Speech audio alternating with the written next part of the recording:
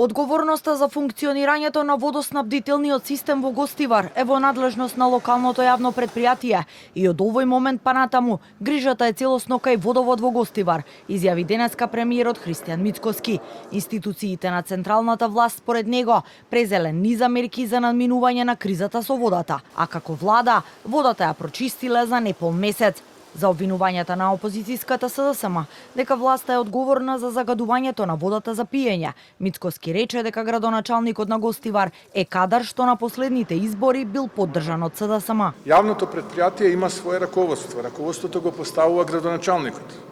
А градоначалникот беше поддржан на воредните избори од страна на СДСМ. И затоа вие нема да слушнете од страна на СДСМ одговорност од градоначалникот, бидејќи тој е нивен кадар. Туку ќе слушнете дека бараат одговорност од таму каде што таа одговорност ја нема, туку напротив од страна на владата ние дадовме се што можевме состојбата да се нормализира како никогаш досега. Односно, за помалку од 4 недели комплетно е прочистен системот како никогаш досега. Од СДСМ пак прашуваат зошто и по 5 недели од здравствената катастрофа во Гостивар досега не одговара никој од власта, а не е објавен како што велат ниту еден официјален извештај, ниту анализа за водата во Гостивар.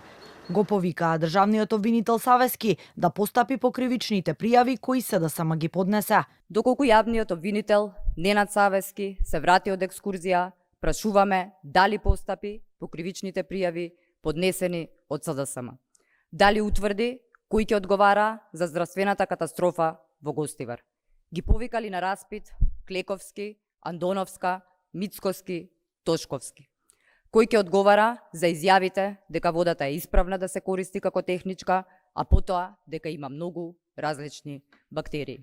Премиерот Мицкоски, коментирајќи го случајот со дезинформациите дека водата во Скопје е загадена со Ешерихја коли, кажа дека владата имала информации ден претходно дека опозицијски партии подготвувале обид за ширење на хистерија преку социјалните медиуми, а паралелно за лажните вести гледа и комерцијална заднина. Јас се надевам дека со новите измени во кривичниот законник ќе има и казнена одредба за ваквите лица кои што свесно создаваат хистерија, односно вршат со еден хибриден напад, создаваат чувство на немир, чувство на страф кај граѓаните, но она што мене посебно ме загрижува мислам дека тука има и некои други, би рекол повеќе комерцијални обиди, бидејќи за еден ден наеднаш